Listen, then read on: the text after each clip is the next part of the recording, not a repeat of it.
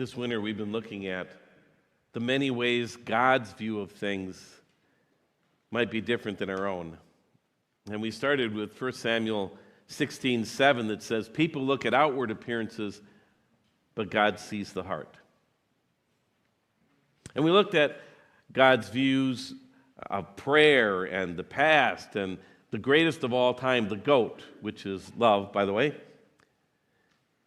But perhaps the biggest difference between how we see things and how God sees them is in the area of time, especially the future.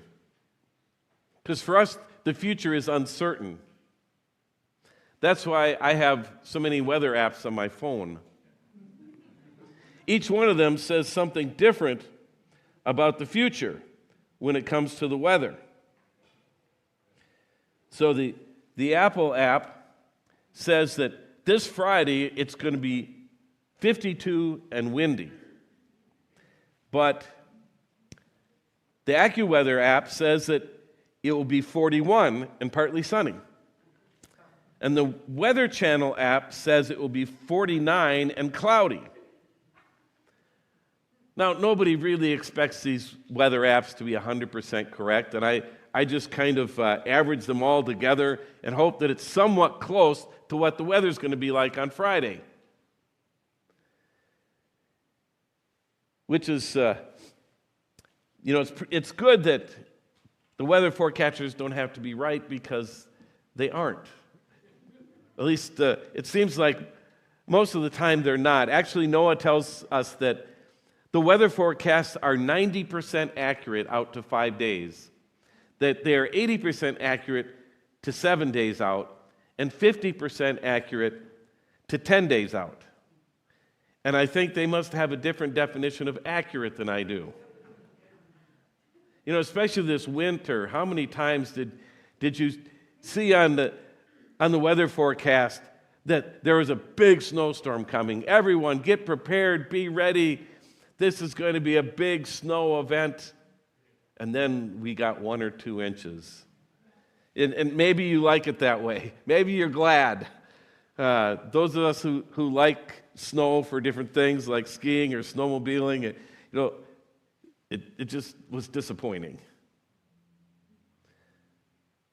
But weather isn't the only place that we want to predict the future. Pollsters predict future elections, and we know how well that turns out. And economic forecasters try to predict future markets. And odds makers predict future betting. And fortune tellers predict all kinds of futures, especially the ones that will make you pay them more to tell you further. We all want to see what the future is. But even those who are paid to see the future are often wrong. After all, we're human.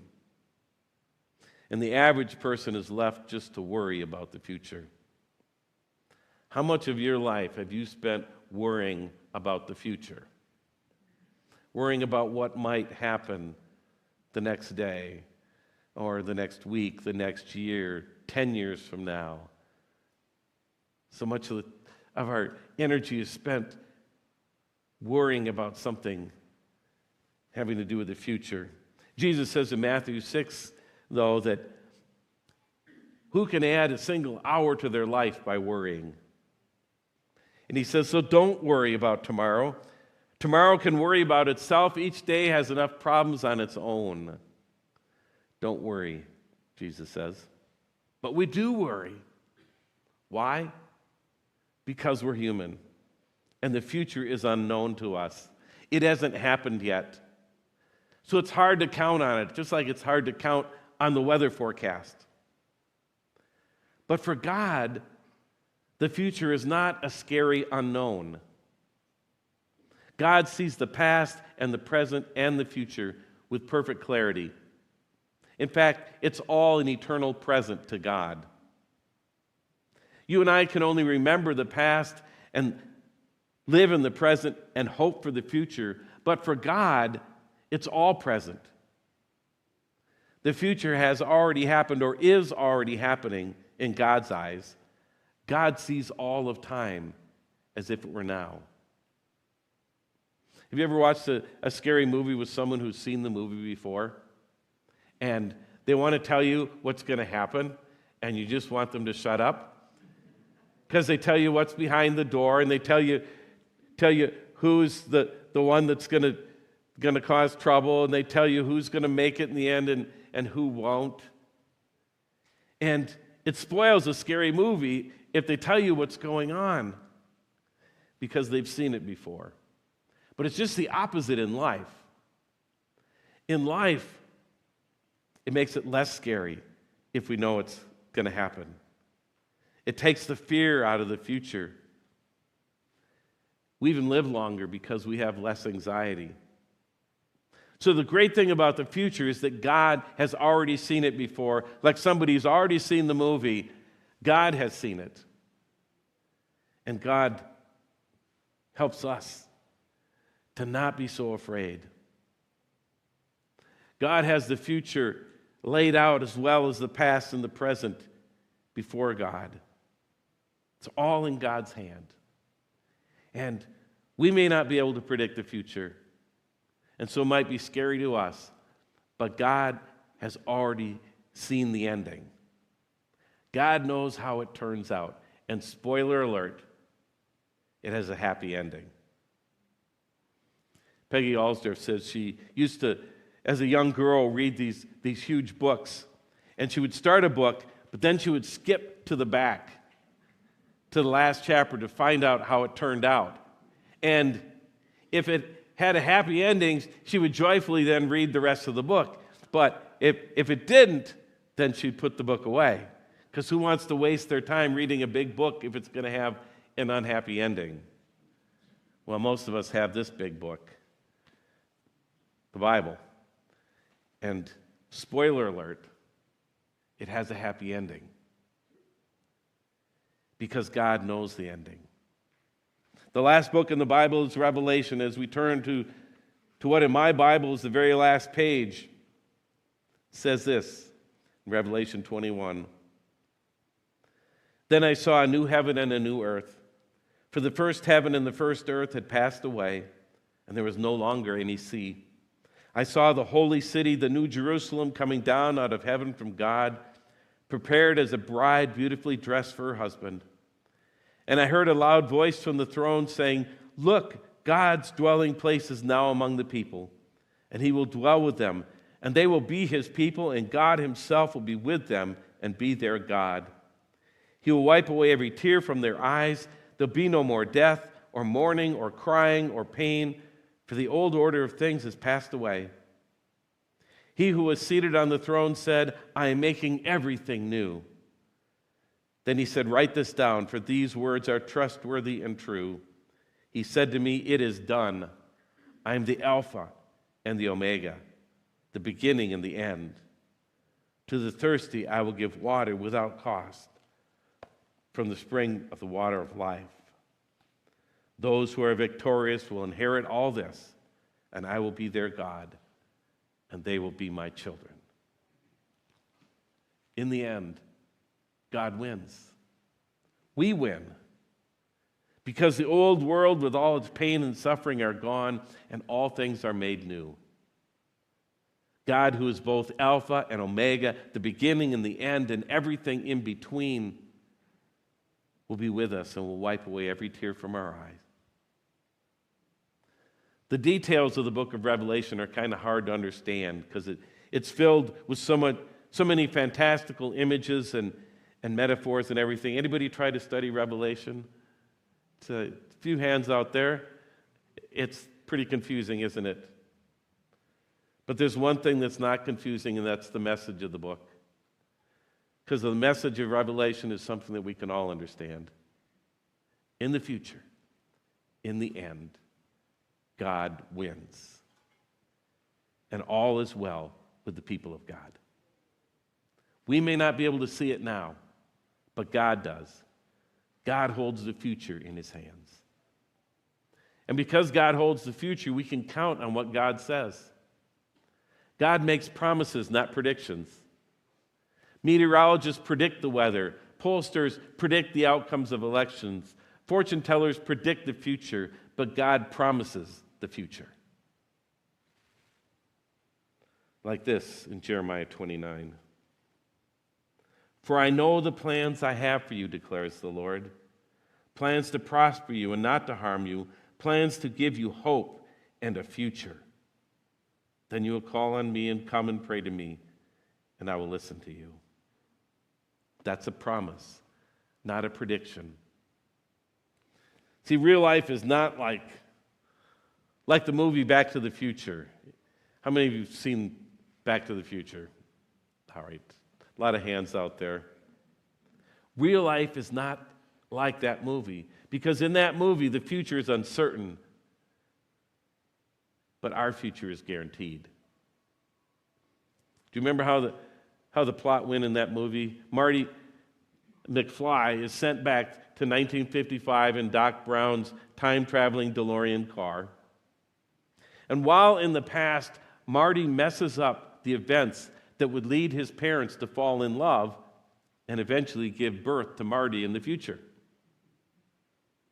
He has a picture of his family that he's brought with him from the future, and as it looks more and more like his parents won't get together, Marty and his siblings begin to fade from the picture. Their future is in doubt. Even though the future Marty is right there, if he can't get his parents together, the future will be altered and he will disappear, having never been born. And so Marty spends the movie trying desperately to get his parents to fall in love, to go to that fateful enchantment under the sea dance that would lead to their marriage. And they eventually do go to the dance, but the lead guitarist in the band injures his hand. No guitarist, no band. No band, no dance, no falling in love, no future with Marty in it. And so Marty steps in on the guitar and he launches into a song that he knew well, but no one there had ever heard before. Chuck Berry's Johnny B. Good. And his future parents, they kiss, and Marty has a future again, though not exactly the one he left. Strangely enough, though Marty is from the future, nothing about his future is certain. The whole movie is based on the idea of a future you can't count on. But God's future is not in doubt. It's not a prediction, it's a promise. As 2 Peter 3 says, but in keeping with his promise, we are looking forward to a new heaven and a new earth where righteousness dwells. God holds the future in his hands. It's a promise, not a prediction.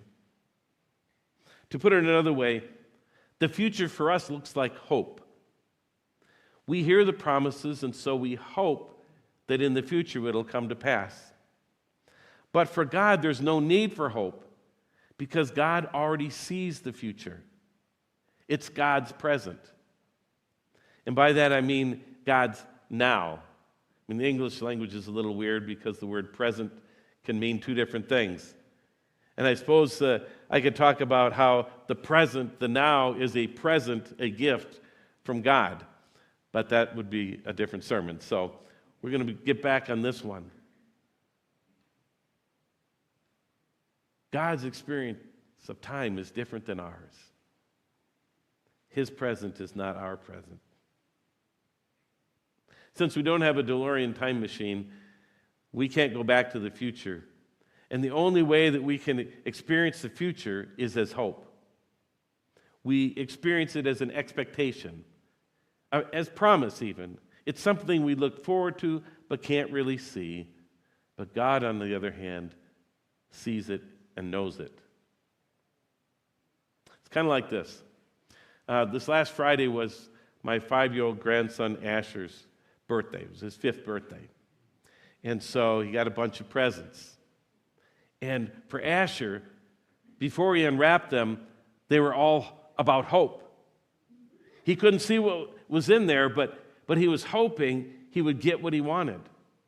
And maybe he would, and maybe he wouldn't. He couldn't see what was in there. But the giver of the gifts, they knew what was in there. They had purchased them. They had wrapped them. They had given them to him. There was no hoping at all for them. There was just certainty. They knew exactly what was in those packages. For Asher, it was hope. For the gift givers, it was just a reality. And it's the same way with God. We live in hope. We live looking forward to the future.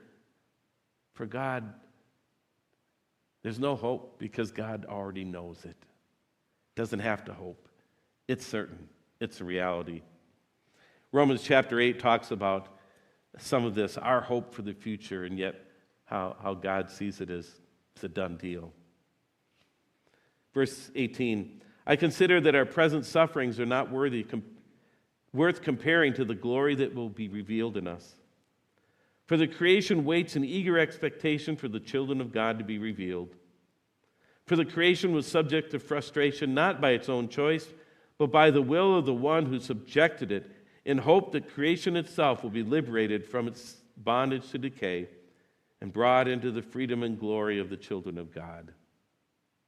All creation hopes for the future that God promises. And we may trust God to bring it about, but still for us it's hope. God, on the other hand, has no need for this kind of hope because God sees it already. God already has the future. Verse 22, we know that the whole creation has been groaning as in the pains of childbirth right up to the present time. Not only so, but we ourselves who have the first fruits of the Spirit groan inwardly as we await eagerly for our adoption to sonship, the redemption of our bodies. For in this hope we were saved. But hope that is seen is no hope at all. Who hopes for what they already have? But if we hope for what we do not yet have, we wait for it patiently. We see the future through the eyes of hope. God sees the future as something God already has. It's already reality to God. And that's okay for us to see things differently from God because we're not God. We're human. And if anybody tells you that they can see the future perfectly like God, well, I'd be a little suspicious of them. Even if they are a highly paid meteorologist. God says in Isaiah 46, verse 10, only I can tell the future before it ever happens. Everything I plan will come to pass, for I do whatever I wish. We can't see the future like God does because we aren't God. But we can trust the one who holds the future in his hands. Can you? Can you trust in the one whose promises are sure? Because those promises are there. Promises of hope and a future, a new heaven and a new earth, the wiping away of our tears and the gathering of the redeemed around the throne of God. God promises of the future are sure. So don't worry. You don't have to be afraid of the future. God has already got it under control. I mean, we already know how the book ends, right? God's got this. Past, present, and future. Let's pray.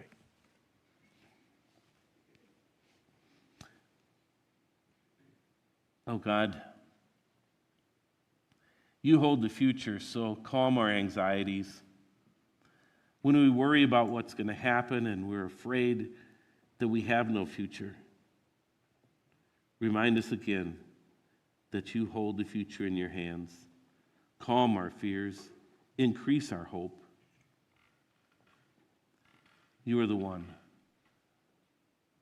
who sees everything and knows everything. And so we trust our lives to you, and we will walk by faith.